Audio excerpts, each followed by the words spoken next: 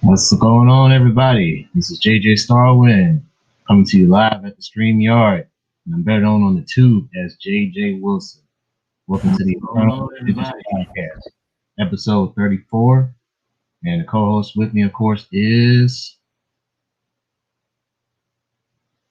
Yoo-hoo! he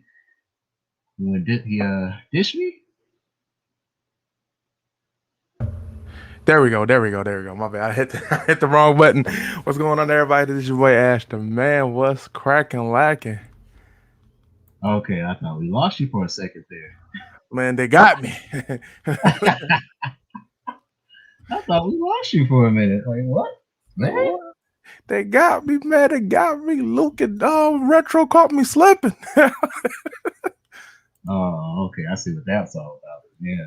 I mean, I played such a killer beat in the opening, and then I was like, "Oh, let me do my introduction," and then you're not here. I know I was sitting there jamming. You was jamming. That's what it was. Man, I got on the floor. I did the spin-a-rooney. Yeah, that was a Streets of Rage remake called Tide Riders. That's the title. That's what that is. So it's all on YouTube. what's happening, Sigma Jones and Philippo? Thank you for coming in. I know I posted a link on your Discord. And of course, Azrael's here. He said, Ash difficulties. Hey man, look, sometimes when they give you lemons, you just got to make lemonade. What's good, Killer J? Did the same thing on your new Discord. Now you're back up and running again. You got mischievous things going on behind the scenes, even today. But if we see any trolls, you mods know what to do. Snipe and destroy. Snipe, destroy. Heck, you can even drop kick them. We just Drop kick, stomp them in the nuts. Do what you gotta do, man. be like, we don't like you. We don't want you. You got to get from here. What's good, Envy? Envy in the building. Well, for tonight's show, looks like we're going to go gaming last because we're going to go in depth with the console sales that have happened this past year. So I got about 2 articles talking about the sales for last month and the console sales going for the past 25 weeks. I know that's well past 2020. I guess this is like a 2-year time span because, of course, the Nintendo Switch came out well before the PlayStation 5 and the Xbox Series X. So it's going to make a comparison of the 25 weeks that these consoles have been out. So that's going to be very interesting to look at. And right. Of course, you see the title. It's about the Xbox Series X and why it's lagging behind the competition. So we're going to get into that hopefully by the hour mark of the stream. But other than that, what has everybody been up to this past week? Oh man, this week has been like a very interesting week so far. How interesting. Interesting enough to want to choke a bitch. Well, yesterday actually my birthday passed yesterday, so I'm officially 31, but I will forever be 25. So, just saying. Sweet, man. Happy belated birthday. I know mine's a ways off, but yeah. Azra, we plan on talking about that too. Oh yeah, we got it covered on the gaming side tonight for sure. Definitely. Oh yeah, most definitely. I'm basically just like kind of like relax and everything, chill with the family. It was, some of the simple things you gotta appreciate. No doubt, no doubt. And yeah, before we get started, we've been hearing the craziness that's been going on in the Middle East, especially with Israel and Gaza. Once again, tensions are flaring. Basically like whose land is what belongs to who, and everything. And a lot of these disagreements have led to a lot of bloodshed and missile blasting. And I heard just before I got on live, 7 children that passed away due to an airstrike trying to kill what they say a Hamas leader down there in Gaza City. So it's getting crazy. It's getting nasty. So condolences to those people that lost their loved ones so far. And it doesn't look like there's any resolving conflicts going on in sight right now. So things are going to turn south over there in Israel. Man, that's crazy. Yeah. Well, we're just going to, just say a prayer tonight for them, man. Hopefully things can possibly get resolved, man. It's crazy. Just, we got to try, like, this is a prime example of like, like all these like attentions, we got to grow above the hate. So, and we don't just, try to preach about, like positivity, we act on it. I think your action is better than trying to convince somebody to do, speeches and stuff like that. We got to act better so that we can show the next generation better. That's just how I feel about it. Right. Very true. Very true indeed. Well, why don't we get covered with the anime first? Let's see what we got here this past week. It's like you posted something here about Rurouni Kenshin. So Ronin Kenshin series is getting a new novel on July 2nd. This is something that actually posted, out the blue today to be surprising. And I was like, you know what? We got to cover this. This is Ronin Kenshin.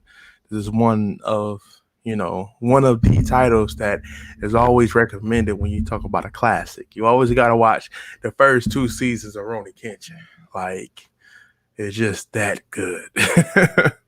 But this article kind of like talks about like how the manga ran from like 1994 to 1999. The television series unfortunately never picked up on the last arc. If you a big fan of the Samurai X series, which is an OVA series of kind of like putting Ronin Kenshin in a different perspective, you could kind of like get like a glimpse of that last arc and actually getting a totally different ending than the original one. Now I'm not sure how they're gonna like capitalize on that, but in my opinion, if they plan on doing a light novel series, just be prepared for them to kind of like go into various details, probably going beyond just manga and anime series. Period.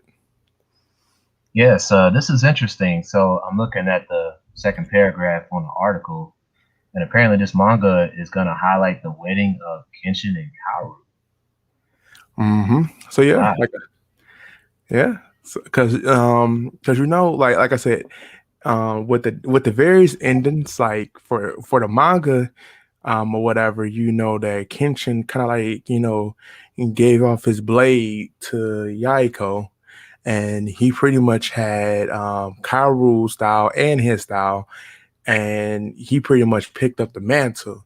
Now in the Samurai X series, Kenshin, like, he does train both of them, but he dies at the end, and it was heartbreaking. Like I couldn't like sit there and like not tear up a little bit because the way Wow. that it happened, it was like, JJ, when I tell you it's emotional, bruh, like he literally is walking, and it's like, I guess like all of the like everything that he like endured on top of having a disease, he pretty much didn't have long to end. And the last person he wanted to see was Kairu. So you see him walking, looking like he could just pass out at any second.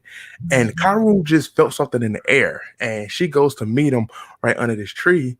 And when she called out to him, he had passed away right on her lap. I was like, yo, that's amazing. And it's sad at the same time. Yeah, that kind of highlights the life of Himura Kenshin. I mean, you're talking about a guy who most of his life was pretty much fighting, for survival. At first he was secluded because of his master, Hiko Seijiro, and then once he heard about all the strife that was happening in his country in Japan, he felt like he had to do something about it. Because after all, the Hiten Mitsurugi style was supposed to be about protecting the innocent. But here he is, training all day, every day on the Hiko Seijiro. And Seijiro does nothing. He's just chilling every time, every day, drinking sake, making pottery and stuff like that. He's just chilling every single day. Kitchen's like, I had enough of this, man. We got to do something about it. He's like, boy, stay your butt here. You got more training to do. But he never did that. And basically, he went over there, joined the Imperialists, fought against the Shinsengumi and all that stuff. Had a first wife, lost her during the chaos. I mean, which was unfortunate. That's how he got the first scar, and actually got it twice from her. First scar was in the bow. Second scar from her because she cut his face. Right. Man, next thing the Boshin Wars happened, and once that was resolved, once the Meijis won against the Tokugawa shogunate, ended their reign of rule in Japan. He can just starts wandering. That is until he finally meets Kaoru. So it's kind of like full circle what happened with his life. And as far as him getting back to in good terms with his master, again, it had to be like under chaotic stress with Makoto Shishio coming in the picture. So he goes back over there and trains under Seijiro to finally learn the secret techniques of the style that he was mastering. Gets that under control, beats Shishio with it, and the rest is history, I guess. But then there's the Hokkaido arc, which I have not followed lately. The Hokkaido arc is pretty astounding because Kairu's father's supposed to be up there, and apparently he's not dead. So I gotta see what's going on there. Well, you're going to be in for it, and everybody in the comment section, thank you for the birthday wishes. Thank you very much. And again, you know, on paper it's 31, but officially it's 25. So I just want to let y'all know that I never grow past 25 in spirit, mentally, and physically. So I just want to let y'all. Oh man, but it definitely sounds very interesting though, JJ, to see that after all these years they still got plans for Ronnie Kitchen, and hopefully it does a very good justice to where we can actually be, settled with this. So True. yeah, I think this was a very interesting thing to include. Definitely looking forward to that. For the Kenshin fans out there, anyways, let's Right. check out this article from Demon Slayer, the video game. There's a new character. I don't know if there's a trailer for it or not. I have to double check. Let's check No, out the article from also Anime News Network. there you go.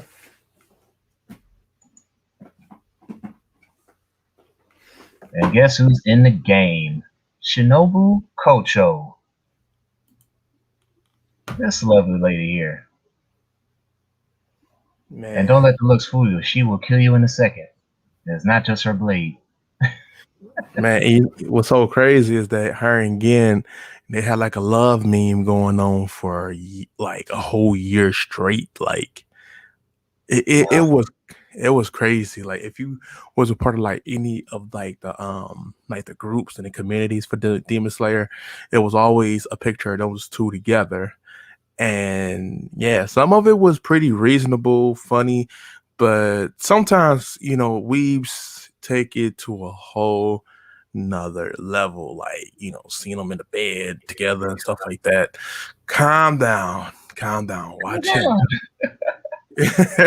Yes, calm down, everybody. So yes, the Demon Slayer game. We don't know exactly when it's coming out, but it's supposed to be hopefully sometime later in the year. And so far, the confirmed characters in at least for the PlayStation, Xbox portion of the games, the characters we have are Tanjiro, Nezuko, Zenitsu, Inosuke, Giyu, uh, Urokodaki, and Sabito, and Makomo. And Shinobu is number 10, I suppose. I think that's 9 characters. Let's count 1, 2, 3, 4, 5, 6, 7, 8, 9. 9 characters so far. And there you have it. So, yep. She's in the game. The Demon Slayer. Yeah. That's funny as your butterfly chick. That butterfly. You got it makes you think of that Michael Jackson song, Butterflies. Oh, that's the latter one. Yeah. Well, like before that's like his last album before he died. Yeah. Butterflies. What's it called? Invincible? Yeah, that's it. Okay, the next article is going to be about Kagegurui. For those that don't know about Kagegurui, this was an anime based on a card game. Not just card games, but gambling, right? So it's supposed to be a live action film, but unfortunately, once again, it got delayed. Why? Because of coronavirus. Let's check it out. So, the live action film sequel based on Homura Kawamoto and Toru Naomura's Kagegurui Compulsive Gambler announced on Monday that the staff again has delayed the film because of coronavirus and the extended state of emergency in Japan. Yeah, right now Japan's still in a state of emergency as of May 2021. That's unfortunate. So because of this, the staff will reveal a new release date later. And so it was supposed to open April 29th. And so now they don't know exactly when the date's going to be. So yes, let's check out the film will include a returning cast, but it will focus on a different antagonist, the shrewd gambler Makuro Shikigami, played by Johnny West member Ryusei Fuji. And Tsutomu Hanabusa is returning to direct the film and will also write the screenplay with Minato Takano. Interesting. Yeah, if you haven't seen the anime, man, the main character in the middle here is dang, I forgot her name already. Jabami Yumiko. There you go, Jabami Yumiko. That girl's crazy, man. Like when she gets in the zone when it comes to gambling, like when she starts bets and she starts winning, and when she psychologically has the opponent on the edge, man, like she gets in them like nobody else does. Her eyes start turning red, man. It's like, oh my goodness, like oh boy, it's not a pretty sight. You don't want to cross her in a gambling game or even a card game. I'm just saying, it's a very creative show because they be doing these gambling type games, like it involves like money and even death. Like it's crazy. It be putting you on edge too. The dude does nothing but watch. Oh yeah, he's talking about the boy character. Yeah, I forgot his name already. Right. Yeah, the girl's name is Yumeko Jabami. She's crazy, man. Absolutely crazy. All right, I think this is the last anime article. Yeah, we only have 4. Yeah, we only saw 4 for this week anyway. But yeah, this is about Dragon Ball Super. Yeah. Dragon Ball. Let's do the screen share. Oh yeah.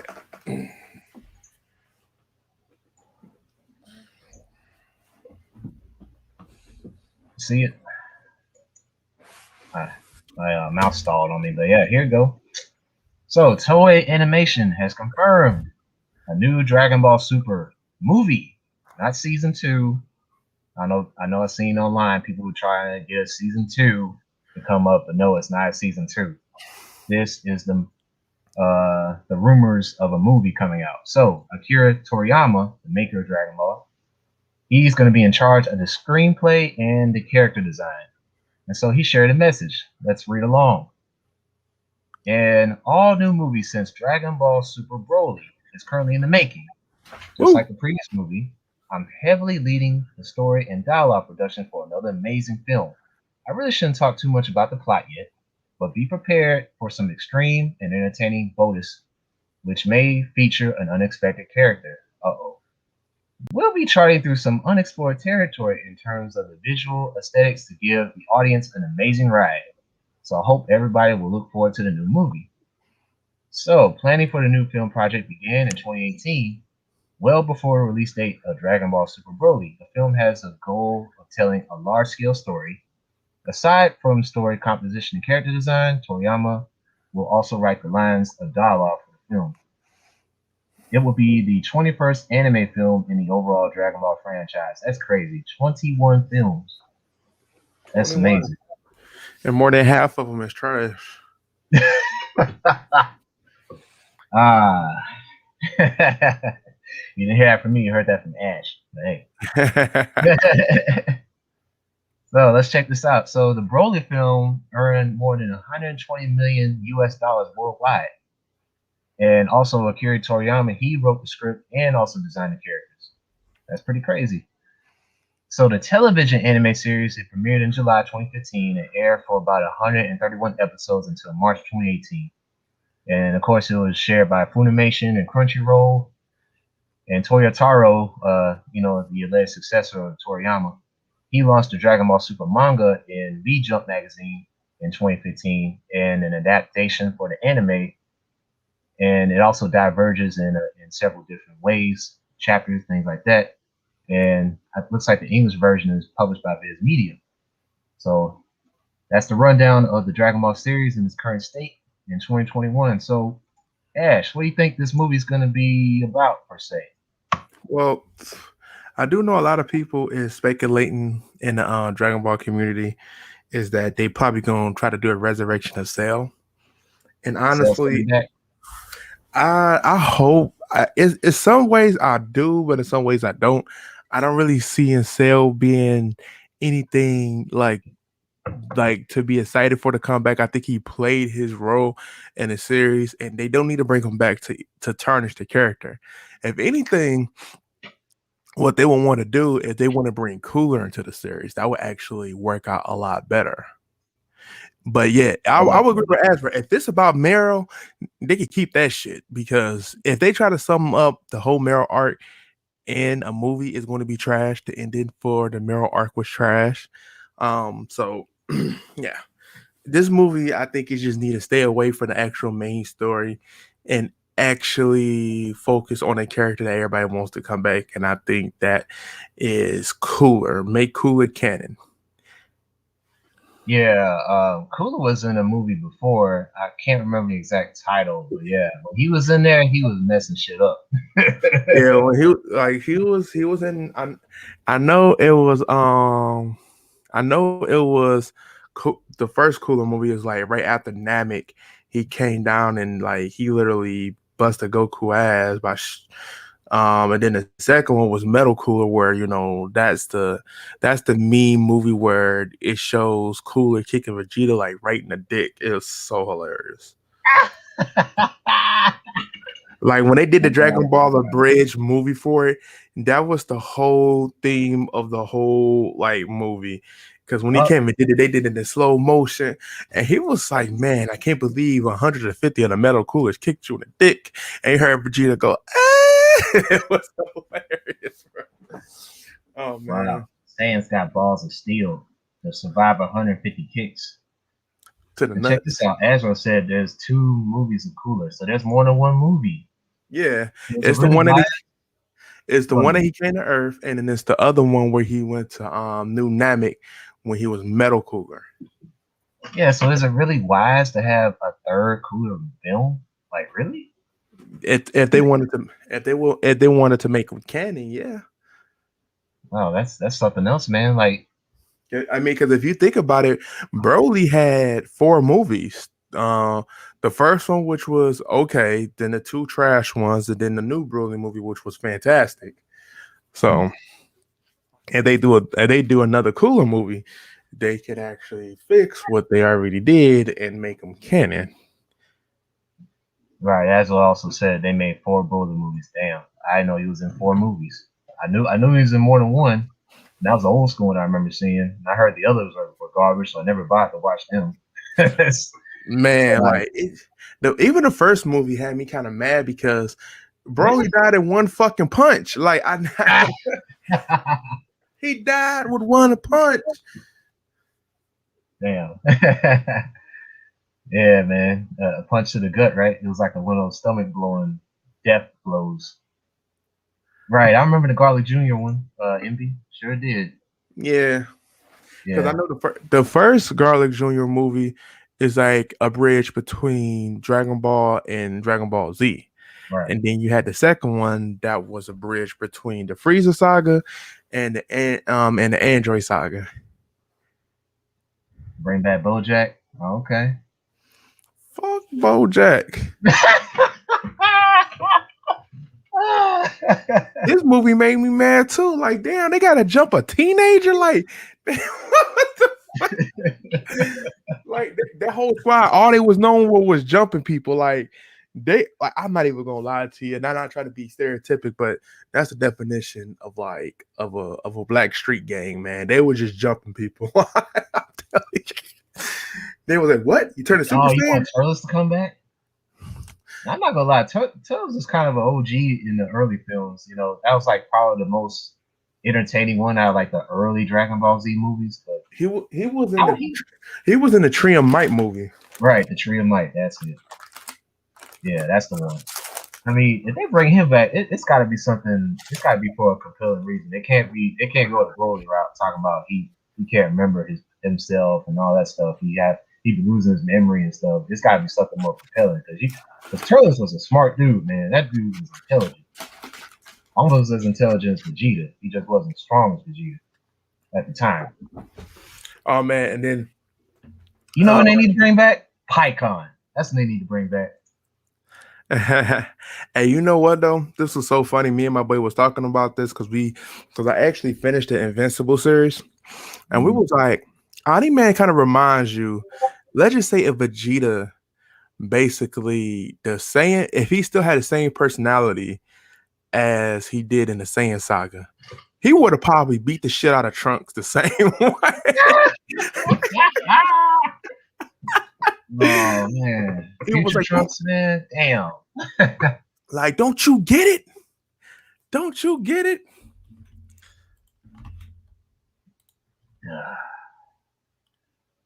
Take care of that. But anyway, man, if they bring back PyCon, that would actually put a smile to my face. But they got to make him as badass as I remember. You It's, know, that's what they would bring him back. oh yeah, it's already done. Oh, Azra with the follow up. My God. But yeah, it will be interesting because a lot of people, like everybody has a thing.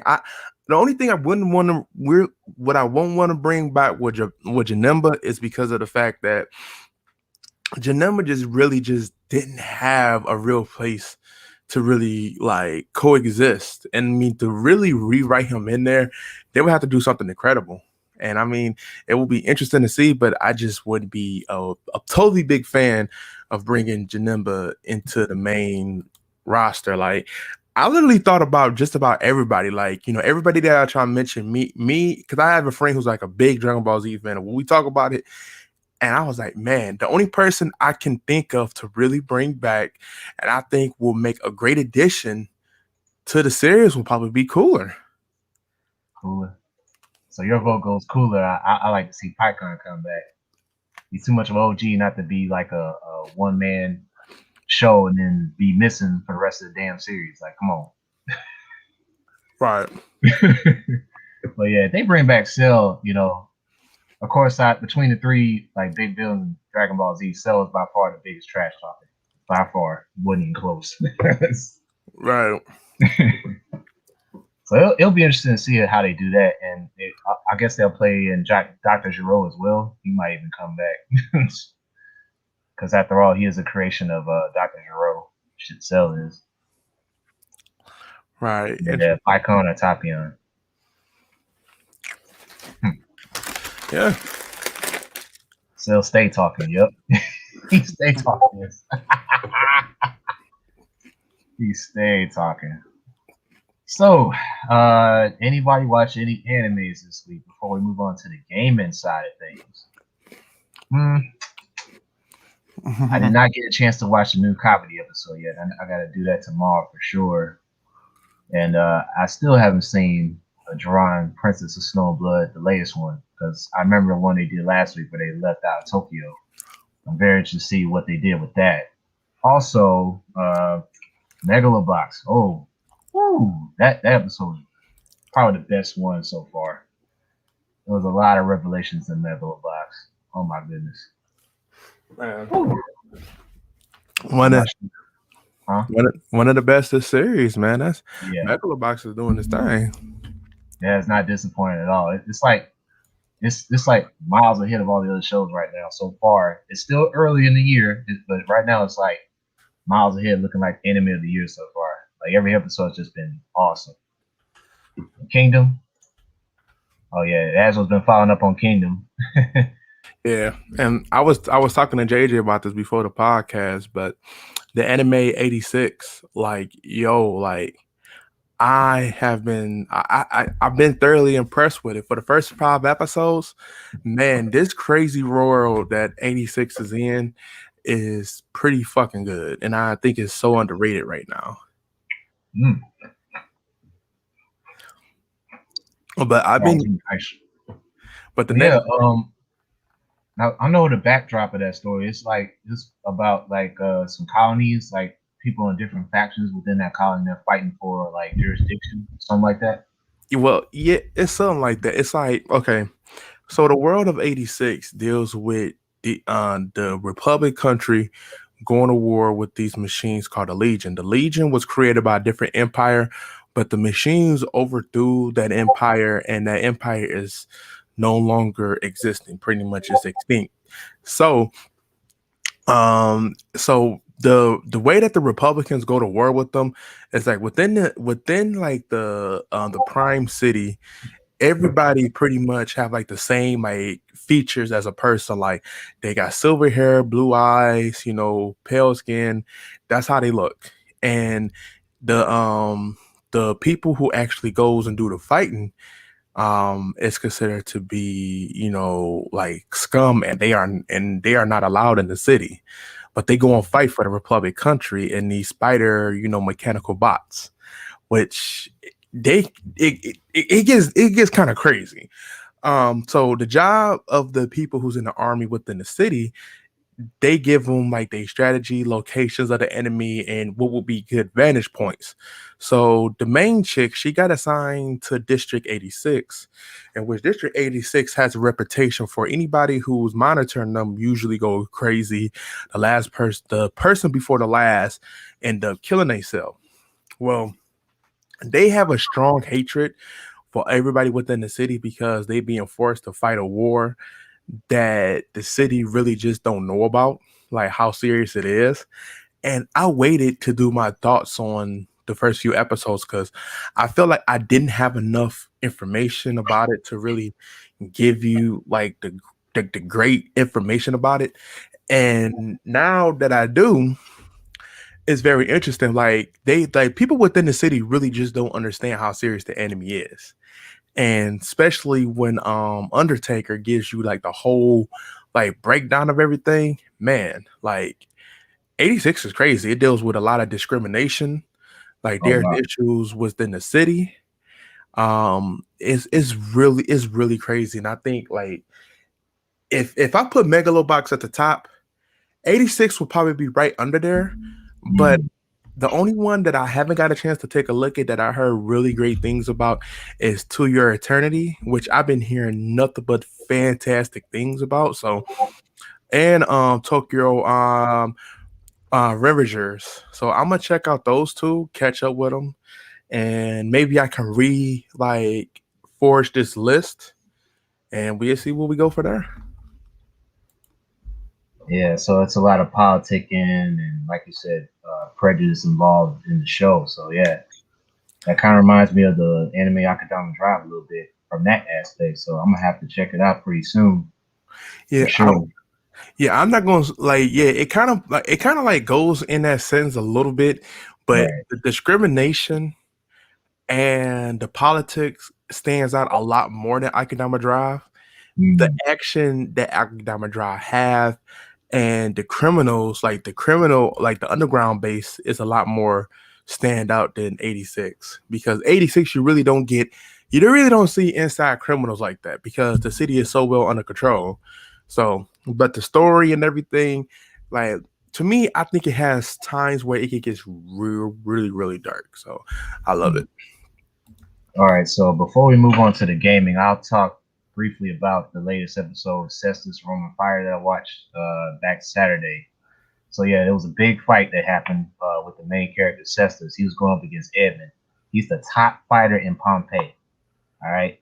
Now he was ordered by uh, I guess she was like the head empress of Pompeii, Lady Sabina. So she told him to beat this kid up because Cestus refused her offering as to be her bodyguard slash chamberlain, so he could start traveling around with her and be her little errand boy and stuff and protect her. But he turned that down. It's like, no, I want to stay as a slave so I can hone my skills and I'll win my freedom on my own, and along with getting stronger as a fighter. And she took insult to that, and she's not used to being insulted and rejected, so she took that real personal. She told Edmund, "Hey, you kicked this boy's ass. I want you to embarrass him. Now you're gonna punish him for rejecting this offer." And of course, she didn't offer that same thing to him. She just told him, "Hey, if you want to win your freedom, you gotta win 2 more fights." Now the 49th fight is against Cestus, so they're duking it out. And man, Cestus is getting his butt kicked right now. This dude getting tore out the frame. But he keeps getting back up, man. Like every punishing blow he gets from Evan, he refuses to stay down. He's getting back up. He's getting knocked out, brains like scattered everywhere. He keeps getting back up, man. So despite how timid this boy is, he's got a drive like very few people have. So I don't know where the next episode's gonna turn, but man, what Seth is gonna do, man? Because Edmund seems like he's too much for him. It's pretty wild. But I mean, I think the graphics of the fight could be a little more fleshed out. So I think the animation quality is one of the big reasons why a lot of people are probably turned off by the series. But I think the story is good. I just think the animation needs to match with the intensity of the scenes in that show. That's just my opinion. Yeah, Okay. yeah. Interesting. Like, Oh yeah, soul leveling. Yeah, I'm still trying to catch up to you guys because I'm just stuck on chapter 34, and I'm already seeing Jin like elevate himself to a whole uh, nother level. a darker tone in his fighting. Yeah, Oh man, you haven't seen nothing yet. Like the yeah. like solo leveling. For y'all who don't know about it, it's kind of like a Korean manga.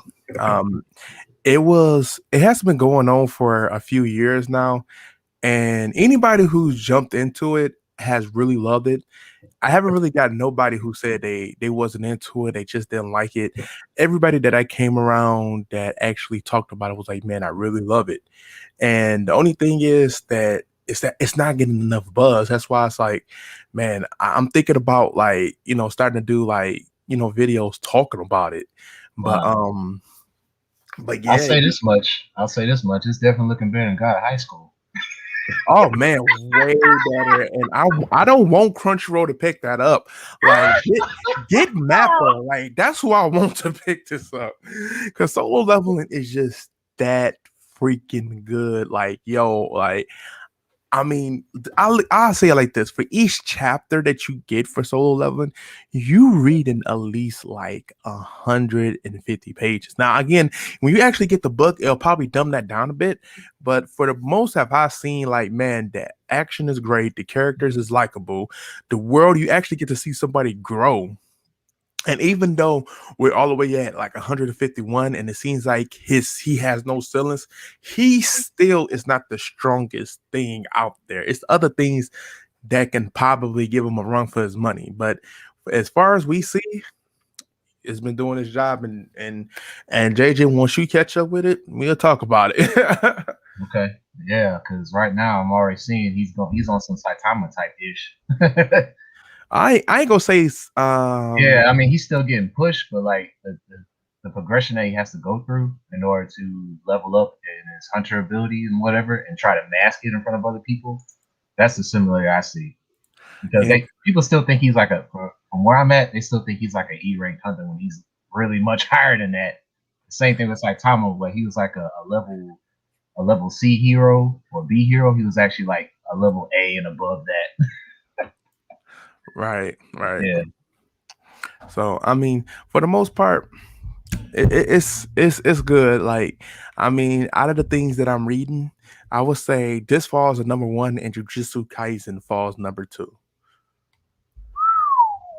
So that tells you, like, yeah, in that sense, that this solo leveling is literally up there, and a lot of people who's not giving it is recognition. I'm sorry, I don't know what you're smoking on, but watch it.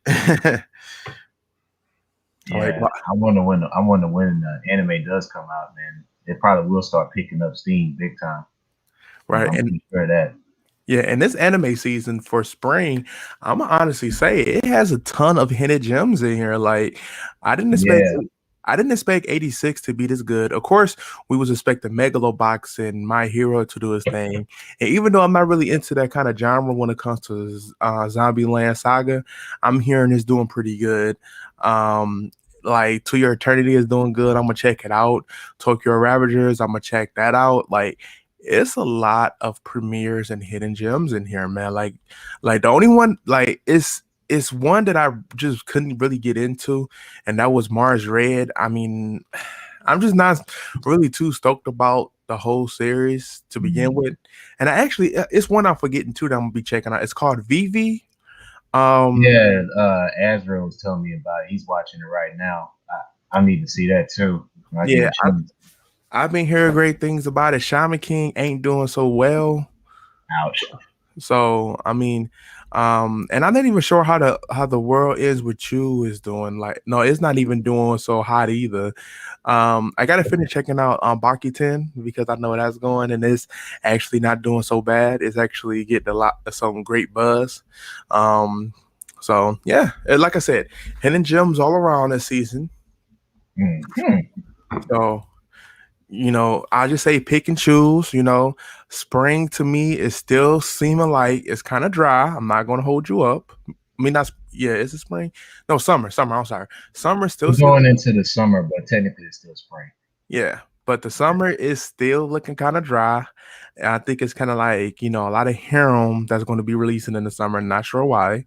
Yeah, yeah, we saw that early in the year too. When we looked at the anime list, we sure did. There's a lot of harem. So maybe I do know the only thing that I say that's probably going to be like the only thing that's going to really Record of Ragnarok, hopefully. Yeah. Ragnarok. It that remake that Marco Polo animated with the swimming and shit. That's Yeah. fun on coming out. Yeah, and then they, You want to kill Hera completely? Hey, we're about to talk about Resident Evil Village in a minute. We want to talk about Hera.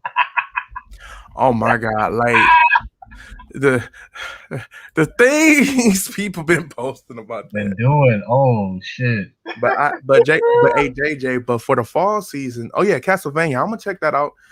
It's gonna be a bench watch for me. I'm gonna definitely check that out. But I take a look at the fall. The fall is actually got like 3 titles that I know off rip is going to be getting a lot of buzz. Like we getting a second season to Shield Hero, so everybody jump for joy. We getting that fall. Platinum End, which is from the same creators and writers from Death Note. So that's something that I've been waiting on, like for real. Second season to Yashihime, which I'm waiting on that. There's, like I said, that's 3 big hitters right there. And apparently it's this one that's called Data Alive 4. So I mean, I know they said there's a lot of people that's following it. So, but so far, them 4 right there is major hitters for the fall. So if we get any more announcements, it's only going to add to what we're going to get. So it looked like the summer is going to be kind of dry, and then later on in the fall is when it's going to pick back up for us. But winter was okay. Spring seemed like it's doing very well, and I'm expecting the fall to do very well too. Super. All right, but here, I was gonna say, JJ, I was like, you ready to get started on the other side? Yeah, I'm right with you. We're gonna go ahead and do the gaming because we got a 1 trailer and we got a bunch of short articles before we get to the juicy one about the sales. So first, let's check out the newest. Sorry about that. Let's check out the newest trailer for King of Fighters 15. Oh, I didn't even preview this, so it's going to be a sight to see. Yes, let's do it.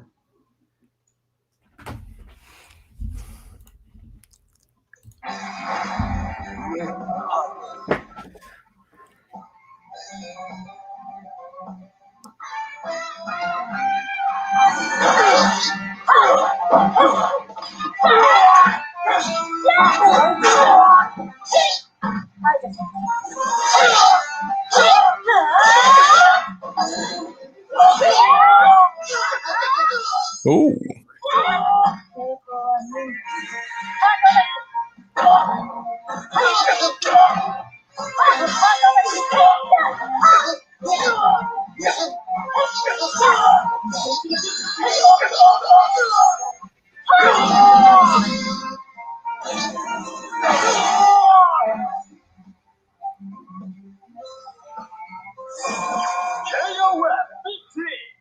Shatter all expectations. Shatter all expectations. Yep, no surprise she's got put in the game, so that means Ralph and Clark are on the way for sure. He said the Bay. The Yang.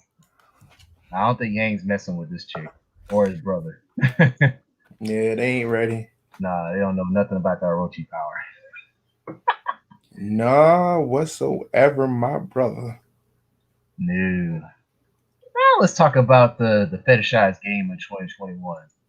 Resident Evil Village. What we have here. Oh boy. Oh man, Resident Evil Village. So that's the article I posted, right? Yeah, I'm pretty sure it is. Yep. Okay. So Resident Evil Village game ships 3 million copies. Wow. That's for a third-party game. That's big, y'all. Like It was revealed on Wow. Tuesday that it has shipped 3 million copies as of Resident Evil Game Village worldwide across PS4, PlayStation 5, Xbox Series X and S, Xbox One, and PC platforms. Capcom has also begun a behind-the-scenes video for the game showing the recording of the game's Village of Shadows theme song. In which we don't need to play this because there's enough copyright issues. But Yeah. I will say this because I was very hesitant on getting this game, but for what I seen, because I watched the gameplay of it, and I actually been watching Mega Drive Adam play it, and he's actually been doing. It was actually a funny experience watching Mega Drive play it. So if you haven't, check out his stream. But it's a little bit faster than 7, and which I'm very happy about. So I may I'm going to be picking it up later on. So yeah, still be expecting that stream for me coming pretty soon. Yeah, so a couple people in the chat came in today. Yeah, what's good, Morpheus? He said he's playing it right now. Oh man, I'm jealous, Morpheus, man. How you liking it? He say he likes it. He says it's pretty good for him. So hey, we'll take it. We'll take it for what it's worth. Hey man, I take your word for it. But yes, the videos for Lady D is definitely getting out of control, man. I mean, guys are getting overboard. If you've been watching Shirako's channel, like it's getting ridiculous. The thirstiness is getting out of hand, big time. Yeah, he said Devil May Modders going crazy. Oh man. And Killer J has Resident Evil 8 Village today. Oh, so he bought it. Well, we're looking forward to that review coming up in the coming months. Killer J. So let's go to the next article, and I believe this will be about Assassin's Creed. And I will touch on this. So I was able to download Assassin's Creed Valhalla, Wraith of the Druids, earlier this week. So tomorrow, perhaps on my channel, you will see me go live with the game. Let me get the screen share up and rolling. Oh, cool. Morpheus said he likes it so far. But basically, in this DLC, Eivor, the main character that you will be playing, he will travel to Ireland, and he's going to assist one of the Gaelic kings over there. And I believe his name, I think it's a man, Flan Senna. I think that's the name. And so here it is. The expansion is coming. And this time, Eivor will lend his services to one of the Irish kings and do his bidding in dealing with the Druidic cult. Whether or not you finish the main story, Wraith of the Druids will be a great enhancement to your game. So let's check out some of the specs. Yeah, here's a brief synopsis talking about the children of Danu. So you journey to Ireland and unravel the mysteries of an ancient and mysterious Druidic cult, tracking and discovering their members. Dive into Gaelic myths and folklore, fighting your way through haunted forests and dazzling landscapes while gaining influence among Gaelic kings. Yeah, here it is. Flan Senna. That's the guy I'm probably going to be helping out throughout my quest in Ireland. And we're going to kill the Druid cult. So they're not Templars, but we get to kill some, bust some heads. And check this out. Check this out. So after this series, the next one is called The Siege of Paris. And of course, that's going to be in France. That's the next city after we go to Ireland. So yeah, I will definitely be looking forward to playing that on this weekend. So what do you think about that, Ash? Interesting. I'm actually interested in seeing how they're going to do the medieval France, because that's actually for the second DLC. It seems like they just like not sticking in that same perspective and actually just branching out. So that's interesting. The DLC seems like it's really going to be like the main part for Assassin's Creed. So if I see the Ultimate Edition like go on sale to Season Pass, I'll probably pick it up if it goes on sale. You'll guide me if you're in trouble. He must have the DLC already. I would guide you if you're in trouble. Look at Azrael, behind the scenes doing stuff. Yeah, he's behind the scenes. Yeah, I know exactly where you need to go, JJ. You gotta go here. You gotta go up, down, all around, all that stuff. You forgot, man. Azrael is the assassin. Yeah, he's the co-pilot. He don't play. You gotta rely on him. He's like a hotline. He from got Who Wants to Be a Millionaire. the That's who that is. I need a lifeline. Azro. Yeah, I got stuck on this level. How do I get out? Oh, you gotta make a turn here. Or did you find the key yet? Oh, you gotta go find the key. Open up the door. Boom, you're out. Oh, All right, the next article. This one's about Pokemon. Pokemon. let me see. I'm trying to see. It's probably Yeah, one of them.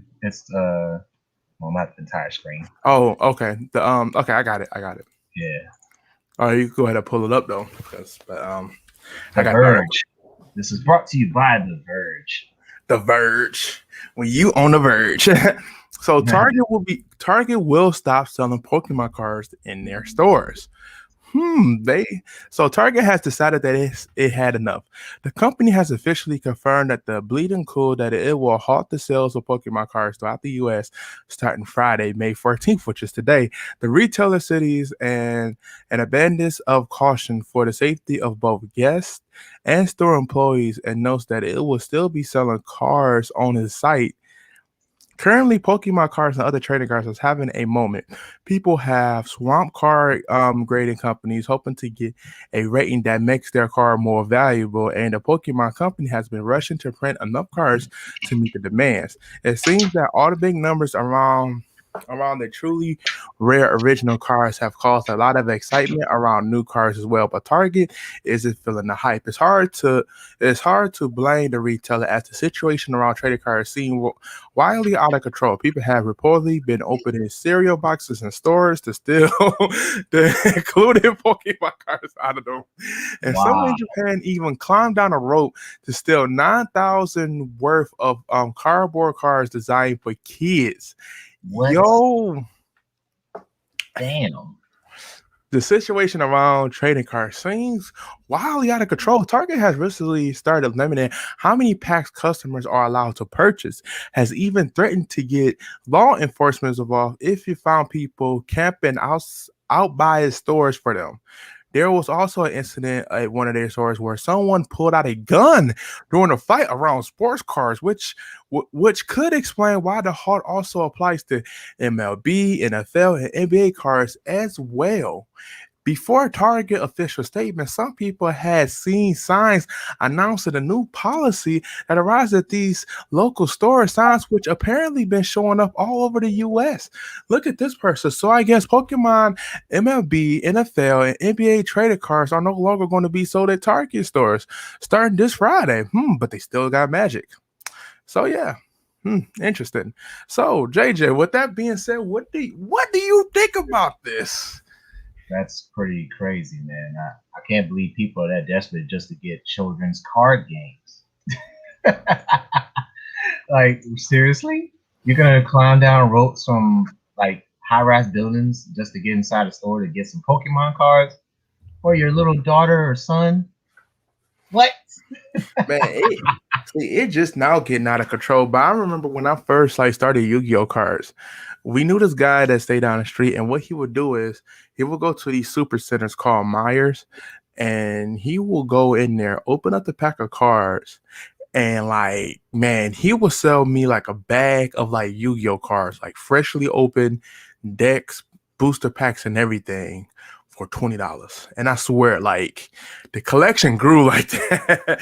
And it's just now getting crazy because people are starting to see the worth in them. Like I don't know if you've seen that Pond video, the guy who came into that Pond store where they had that guy Chummy working there, and he had nothing but original printed Charizard cards worth a lot of money. Like people's looking at that, it's like, yo, this is banked.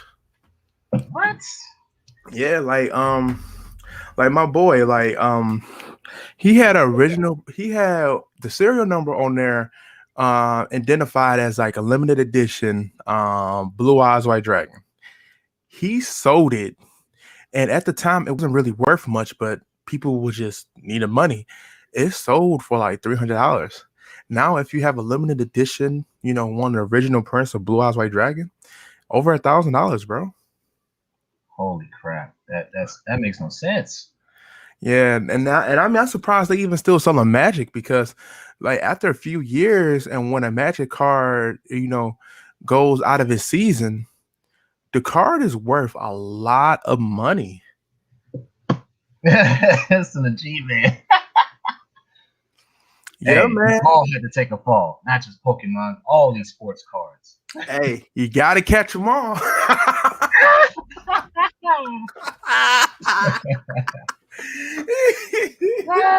but no, the guy who climbed down the rope, he was actually in Japan. Yeah. I was just gonna say that, G-Man, man. You can't just be like F America, but this is like a worldwide crisis. This is a worldwide phenomenon. These nutty Pokemon fans doing outrageous-ish just to get some cards. Like, I would even tell you this, like, because again, I play Yu-Gi-Oh! Not just only on the game, but in real life. I goes there to look for a certain structure deck that came out. Man, all of the Yu-Gi-Oh! Cards is sold off the shelves. Like, they are not playing. They are buying these up like crazy. Hey, if you're willing to stay 2 weeks in a hotel, be my guest. Yeah, but this is crazy, y'all. Like I said, it's not worth it, man. If you buy a certain amount of packs and you'll get what you want, I mean, dang, But at the end of the day, it's a kids card game, and obviously there is some value to Pokemon cards, but not value enough to where you gotta resort to vandalism, breaking the entry. It's just not worth it. But let's go ahead.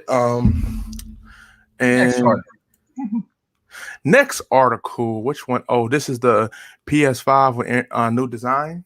Yes, indeed.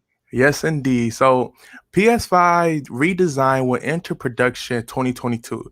New reports claim.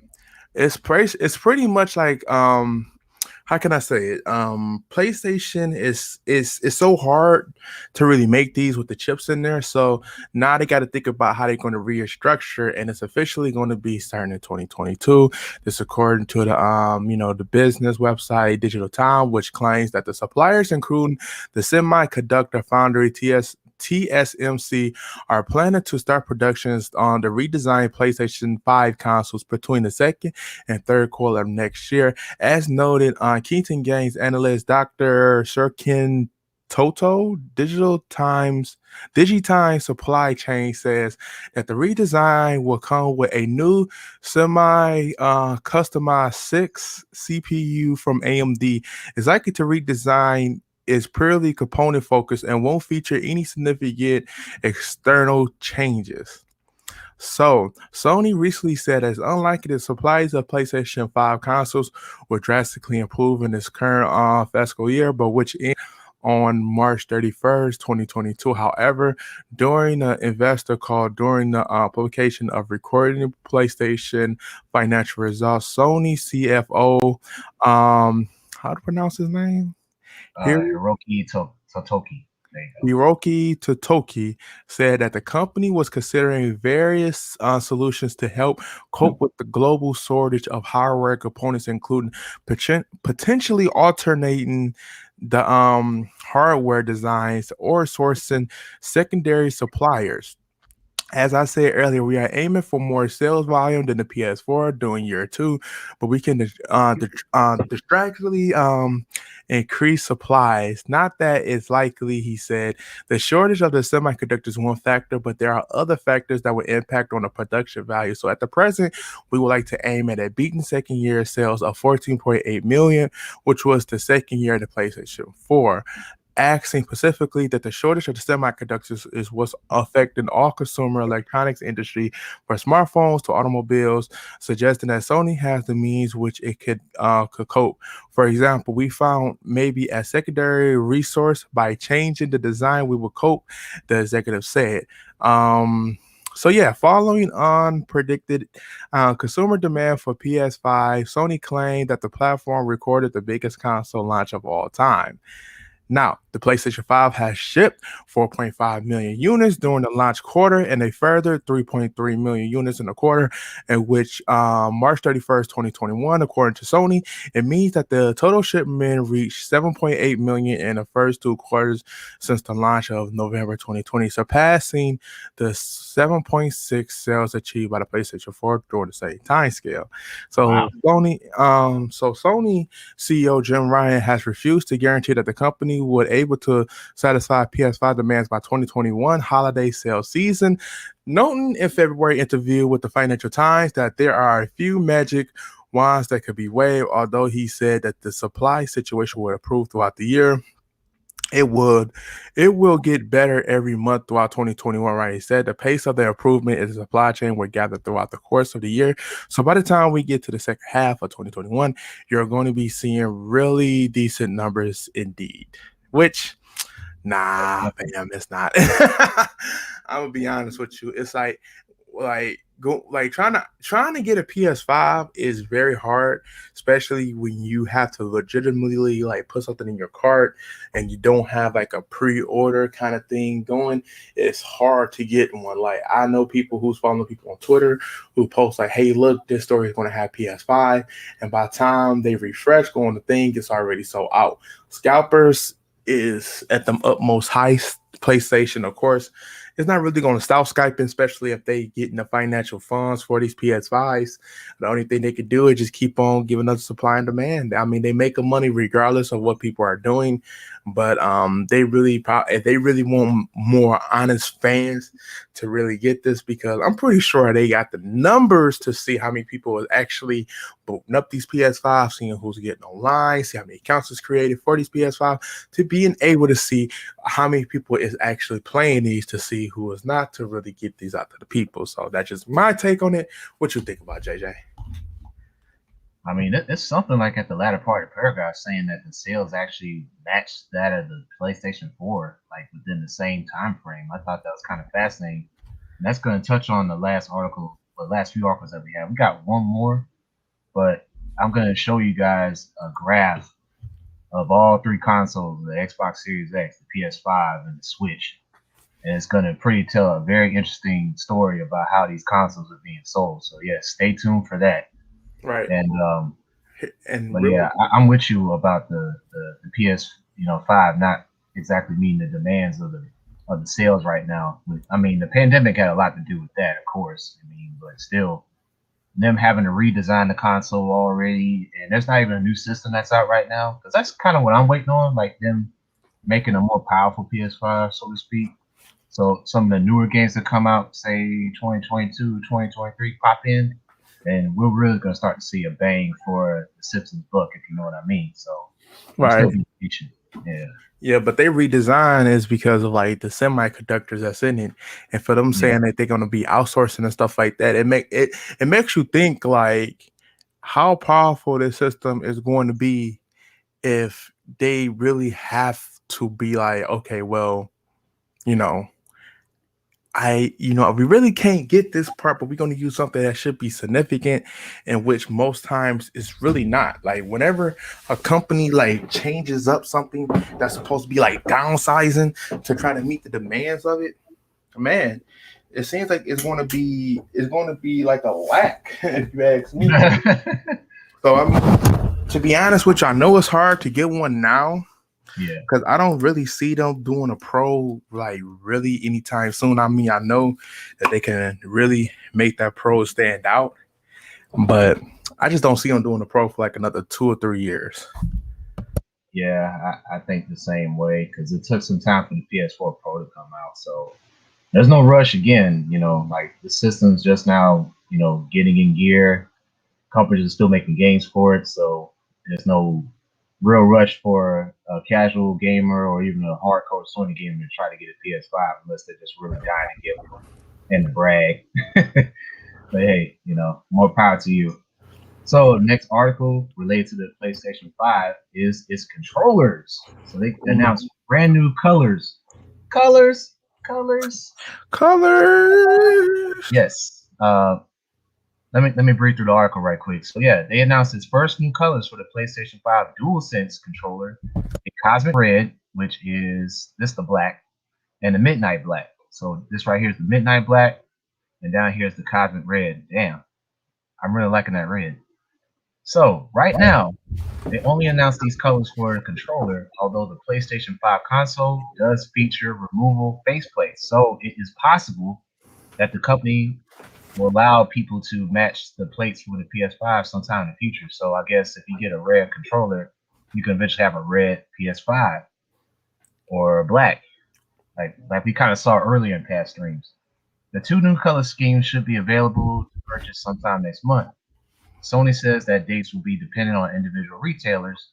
The Midnight Black color scheme will cost $69.99, the same as the standard DualSense controller, the white one, while the Cosmic Red will cost $74.99, a $5 increase over the other two colors. And like we said before, all this assumes that you can find a PS5 in the first place, something that Sony admits might be difficult to do until 2022. Wow. So let's check out the trailer real quick.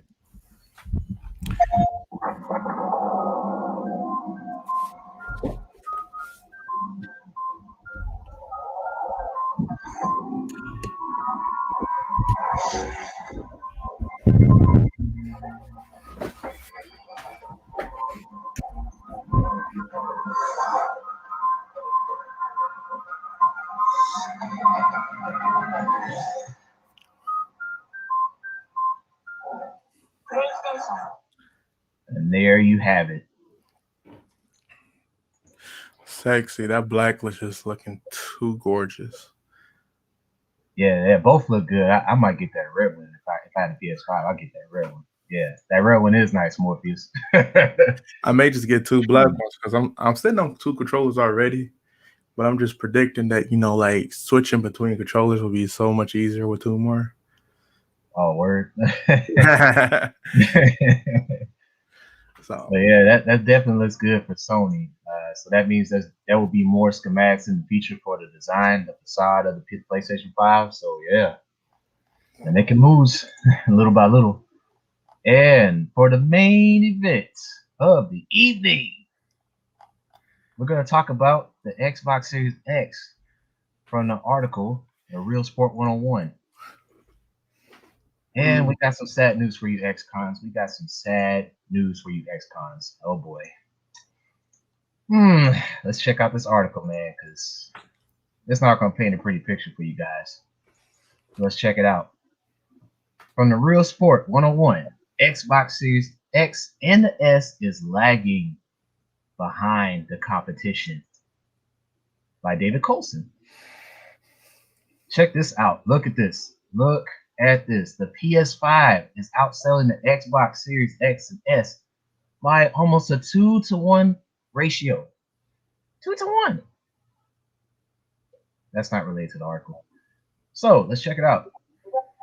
The next generation of consoles, the Xbox Series X and PlayStation 5, were released in November 2020. Since then, both consoles have been plagued by supply issues and scalpers buying up as much stock as they can. But even with all that taken into consideration, the Xbox Series X and S is lagging behind by a lot. Let's check out the latest chart from last month. This is for April 18th to the 24th, provided by BG Charts. Global hardware estimates. Nintendo Switch stood out at 468,130 units. PlayStation 5, 187,660 units. Xbox Series X, 88,270 units. The PlayStation 4, 38,784 units. Xbox One, 16,774 units. The 3DS, 899 units. Now, Ash, look how sad this is. How sad this is. Man, it's crazy because like I remember we was talking about this previously, how the Xbox, like they never made a profit off their consoles, and it makes you wonder, like, is they really making that much money off of their subscriptions to where they don't need to worry about sales? And see, these numbers are painting a sad picture. A sad picture. Let's continue. Why is the Xbox Series X and S flopping?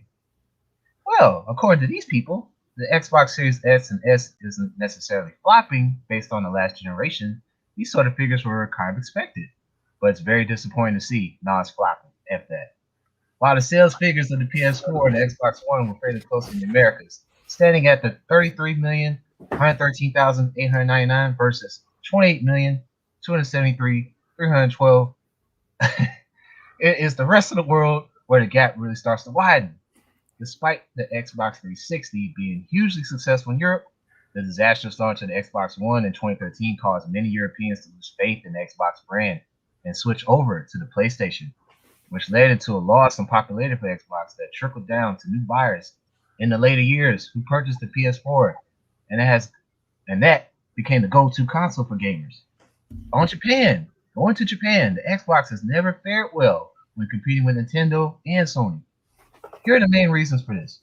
For one, that is often said is that Nintendo and Sony are already established in the Asian market, well, duh, and the companies are Japanese, well, duh, whereas Microsoft is American, triple duh.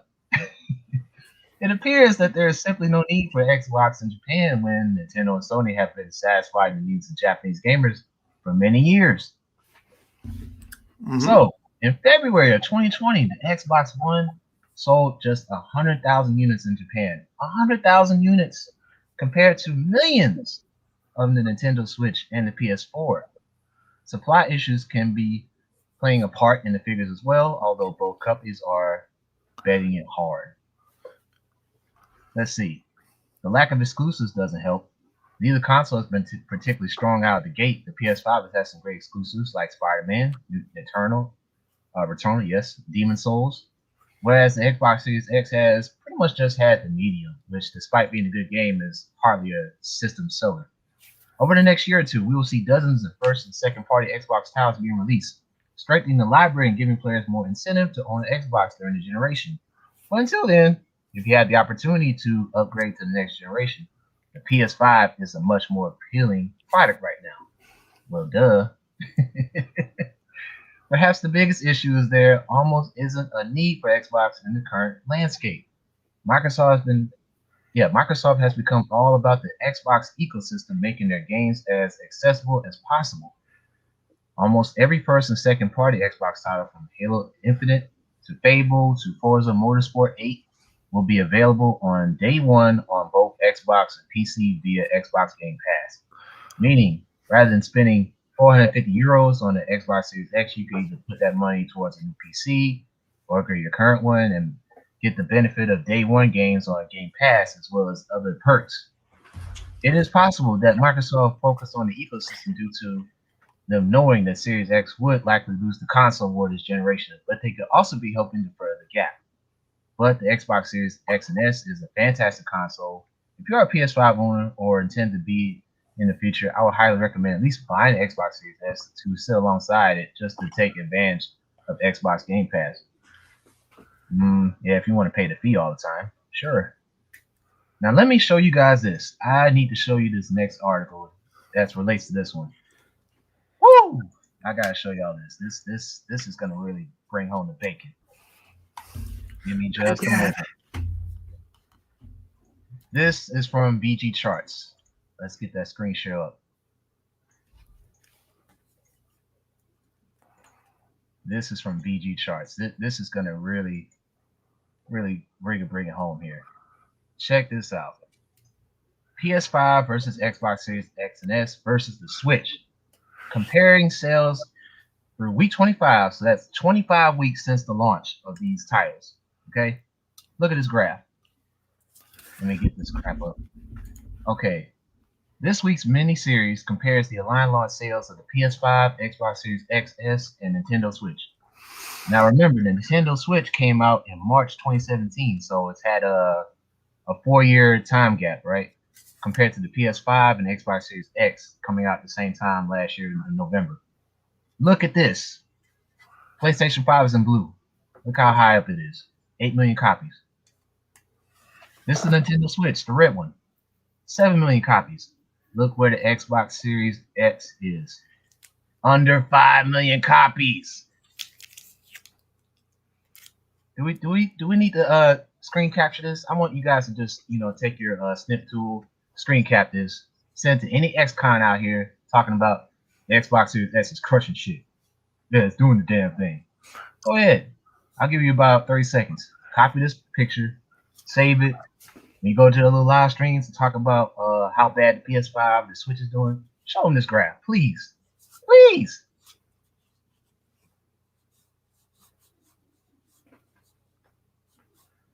Okay, time's up. Check out the numbers. This is it. PS5, 8 million copies in 25 weeks. Nintendo Switch, 5 million copies last 25 weeks. Xbox Series S, 4,814,160 copies in 25 weeks. Are you serious? Look at this. The PS5 is ahead of the Switch by 2.7 million units. And it's 3.23 million units ahead of the Xbox Series X. The Switch by itself, ahead of the Xbox Series S by 0.5 million units. How? But they got the better console, though, right? How? Look at this graph. The Switch didn't reach the current PS5 sales until week 39. So look.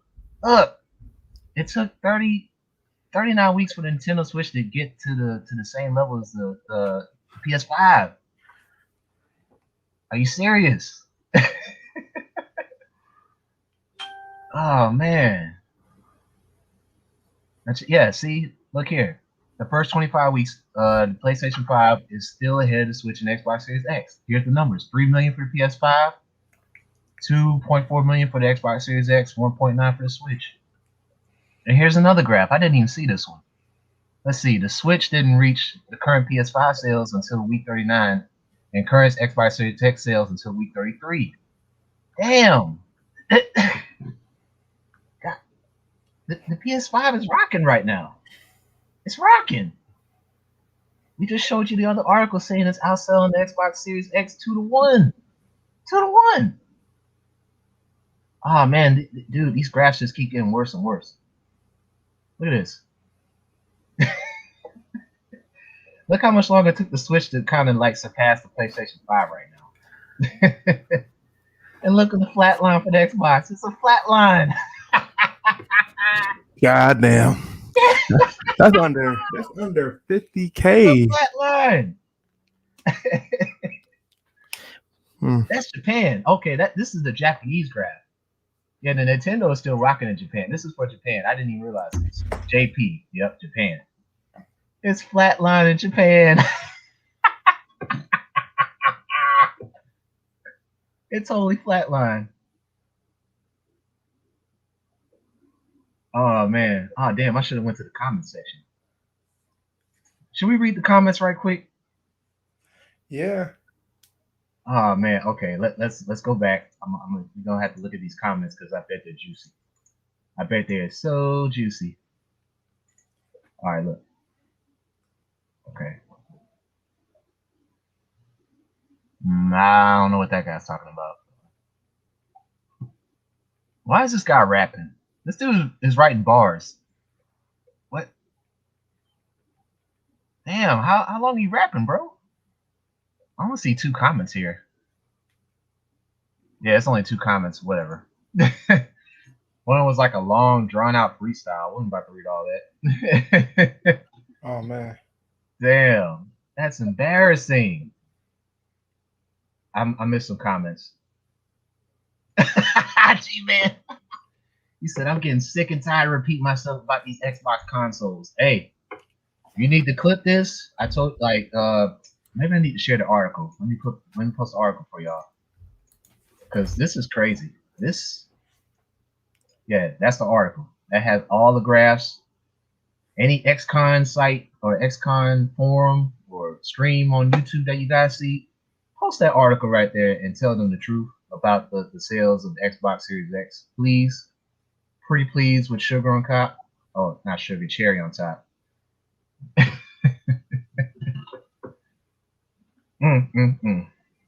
Yeah. Not looking good for the current generation. Not for the Microsoft. No way. So, any more comments, guys? I think Ash probably slipped out, but man. No, I'm here. I was just looking at a couple of things. But that y'all see them charts? You saw them charts. Oh my God. You saw the charts. But still, Xbox Series X is a fabulous system. Why it ain't selling? Why is it not selling? It's flatlined in Japan. Flat. It's a straight line. How you meant to take over the gaming world and can't even sell in other countries? How? America's number one. Exactly. Sony's PlayStation's a Japanese product and it's kicking ass over here. Total butt right now. Woo! Man, oh man, that's sad. Totally sad. So sad. Oh, he better be fuming. He better blow up a casket inside his head. He ought to be fuming like that character out Jujutsu Kaisen with the volcano head. That should be him right about now. That's how bad this is. This is like a KO punch times 10 in just 25 weeks. I think it's only going to get worse. It's only going to get worse from here.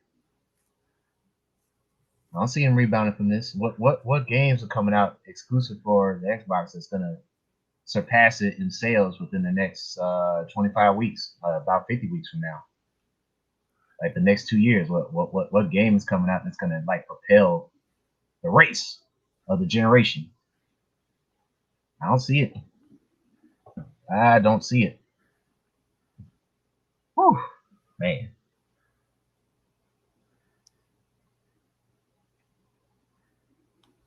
Well, we're pretty close to the 90-minute mark. I don't know if you have any more remarks, guys, in the chat. We pretty much ran through these articles pretty good, I say. Pretty good timing. Spent quality time talking about anime, went through the game articles. And I had to give you the evidence, man. I had to tell the truth out here about these console sales in this current generation. We had to do it, man. It had to be done. The truth has now been set out. The truth will set you free. Sega Man crying. He's probably in denial. Like, man, fuck that website, man. You don't know what you're talking about, man. Up yours, bro. Xbox for life like my wife, bro.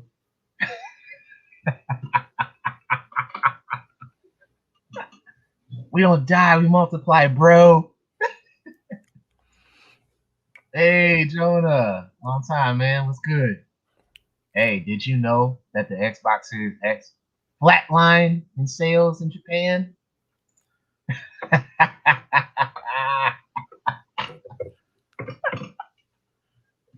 Oh, man. What a crushing article that was. Man, it's too funny. Woo! Nothing much. Yeah, man. Glad you're hanging around, man. Yeah, you're doing a good job laying low right now because a lot of BS is still going on behind the scenes. And the lurker was here earlier, but he had been dealt with as commanded. So that's that with him. But yeah, we're about to come to a close with the show. If there are no more comments, we'll give about another 90 seconds or so. Oh, yeah. What was that, Ash? I said, oh, yeah. It's been, like I said, there's been a lot of juicy information that's going on, but it had to be said, though. And I mean, and let me just say this, too. It's not like we don't like Xbox. It's just the point that I look at it like this. Xbox practice at this point, it makes no sense to own an Xbox.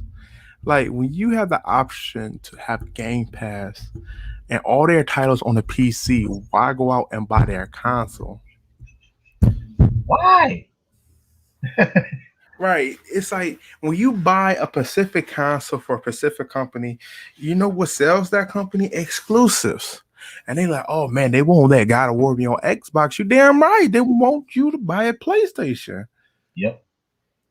That's like if fucking McDonald's gave their chicken nugget recipe to Burger King. Nobody's gonna go to McDonald's for no chicken nuggets. They're gonna go to Burger King. Yep. They got the secret recipe. We got the recipe. That's like Colonel Sanders giving off his chicken recipe. What kind of lawsuit? This is juicy. This is new. I mean, hey, even a lawsuit may not stop these console sales from making a difference. That's the sad part. Man, who's not getting a lawsuit? Funimation just had a lawsuit. Oh yeah, that's right. Yeah. Like, we read about that. Yeah. That's why lawsuits really just, everybody can get a lawsuit about anything. Yeah, that's not a guarantee they're gonna win that. They're saying, oh, okay, there's an article from GameSpot. They're saying this is about the PlayStation Store, so it's not really the PS5. It's the PlayStation Store. Digital game monopoly, overcharging people. Okay, still probably better than the Game Pass. Y'all gonna drop lawsuits on them too? Hey, to me, it's still kind of better than GameStop. Burn. Because technically, you don't even have to buy a game at full price. Like PlayStation has a 70% off, under $9 not under $9 game sale. Like, buy games on sale. Shit. I mean, okay.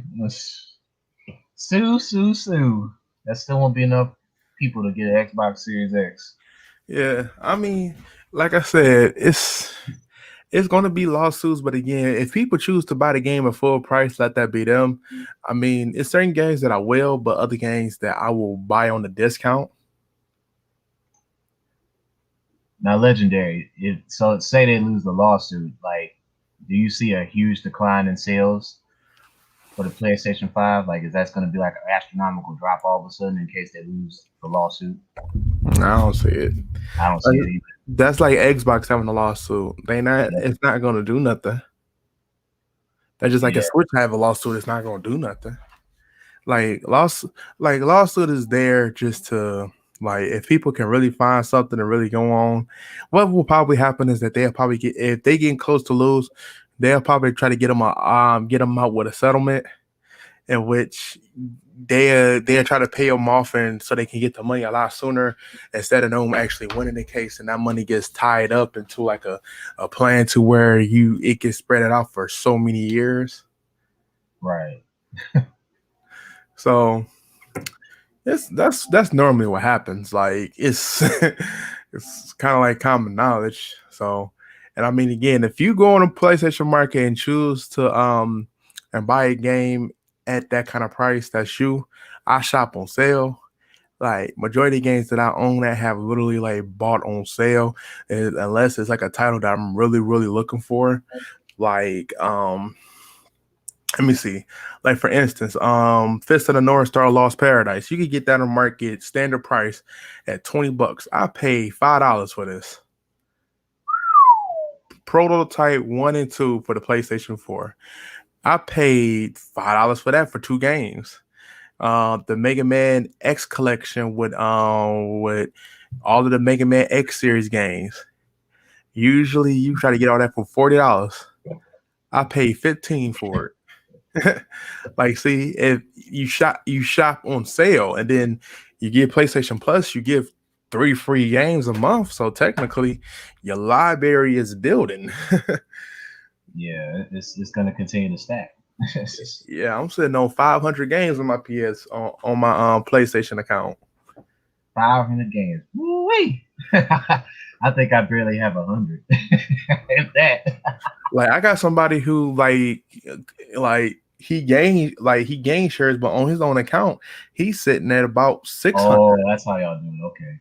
No, I'm just talking about just on mine. If I include my boy who I gained share with, that's about like an extra 150 titles.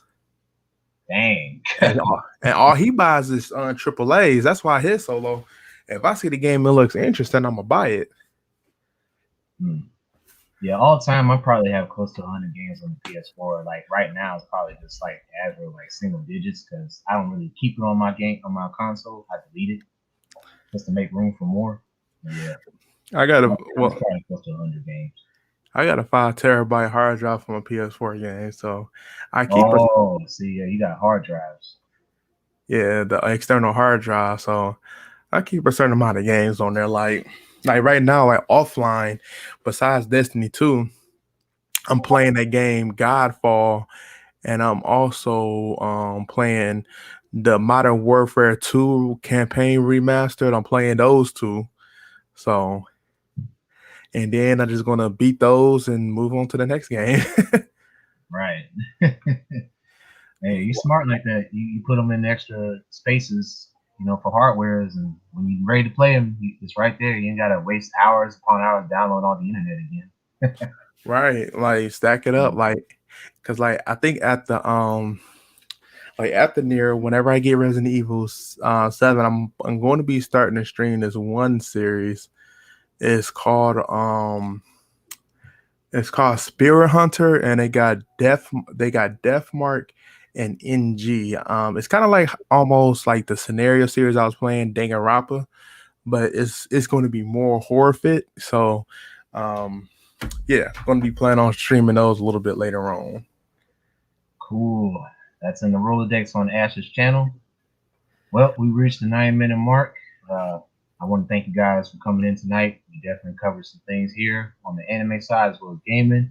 We have to expose the truth about these console sales right now for the current generation. PlayStation 5 versus Xbox Series X versus Nintendo Switch. It was an ugly truth, but it had to be put out there. So catch us next week, episode 35 on Ash the Man's channel. Yep. So yeah, definitely share this for us. Spread the word. I feel like this is a growing podcast, kind of one of the more unique ones where we kind of touch on a lot of different things related to gaming as well as the anime side of things. And again, hopefully you guys have a good weekend. Stay out of trouble. Stay away from COVID again. If you haven't gotten vaccinated, I kind of recommend you do that. But if you don't want to, that's your body, your choice, and all that good jazz. Oh, Astro, I will go back to Persona Striker. So thank you for reminding me about that. I will go back to that. So because I actually did have fun with it. Just again, titles and stuff come out, and it's like you got to rearrange sometimes. But I will get back to that because I want to beat it. All right. So yeah, thank you, MV, VGL, Azrael, Legendary, Sigma Jones come in, G-Man, Jonah. Glad you came back, Jonah. Killer J Gaming, Morpheus. Who else? Filippo was here earlier. That's about it, I think, as far as I remember. Yeah, I think everybody else kind of came in out and all that stuff. But yeah, we usually get more people watching lately, but we'll probably get those fans back. Like I said, there's been a lot of craziness going on the past couple weeks, so we'll get the viewership back sooner or later. Yeah, like everybody is on a little vacation right now. Yeah. But trust and believe, don't let nobody stop y'all from making content or doing what you like. True that. All right, you guys, you all have a good one, and we will see you later. Take care. Yeah, bye.